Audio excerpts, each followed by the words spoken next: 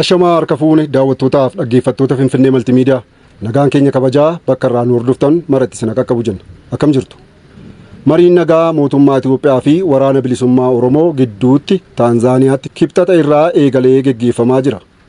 Mariin bakka buutota mootummaa fi waraana bilisummaa Oromoo gidduutti adeemsifamaa jiru guyyaa lamaffaaf itti fufee kan jiru ta'uu maddeen bakka marichi itti geggeeffamaa jirurraa ifoomsaniiru. Mariin nagaa kibxata irraa eegalee Taanzaaniyaatti geggeeffamuutti jiru kana ilaalchisee marichi haalaaf sadarkaa maalirra akka jiru kan gaafataman dubbi himaan Igaad Nuur Mohammad Sheek haga ammaatti wanti hunduu iccitiin qabameera. Waan himamuu danda'urra yeroo qaqqabamu ni dubbanna jechuun deebisan. Nuur Mohammad Sheek itti dabaluudhaanis gurri addunyaa nagaa dhaga'uu dheebotu sana dhaga'uuf gara Zaanzibaar dhaggeeffachaa akka jiru ni beekna. Mariin nagaa eegalame kunis gaanfa Afriikaaf nagaa siyaasaa fi hawaasummaa yaadame ni fida jennee abdanna jedhanii mariin kaleessaa fi har'a jalqabbii gaariin itti fufee kan jiru ta'uu ibsan. Dubbi himaan Igaad kun qabxiilee marii fi haala qabatamaa jiru gaafatamanii deebii quubsaa kennuuf fedhii akka hin qabne ibsuun irra darbaniiru.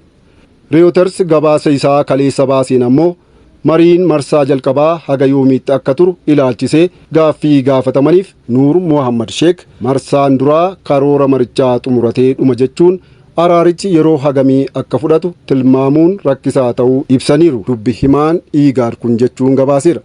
Maricha ilaalchisee odeeffannoo muraasni ni ba'u jedhamuun eegamanis haga ammaatti karri marichaa gaazexeessitootaaf banaa hin ta'in jira.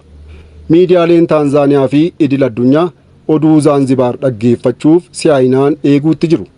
Waldhabdee waggoottan darban 4 oliif mootummaa fi hidhattoota waraana bilisummaa Oromoo kan mootummaan Abaawoo Shanee jedhuun jidduutti uumameen keessattuu naannawwan hidhattoonni keessa socho'anitti badiin lubbuu fi qabeenyaa hedduun qaqqabaa tureera.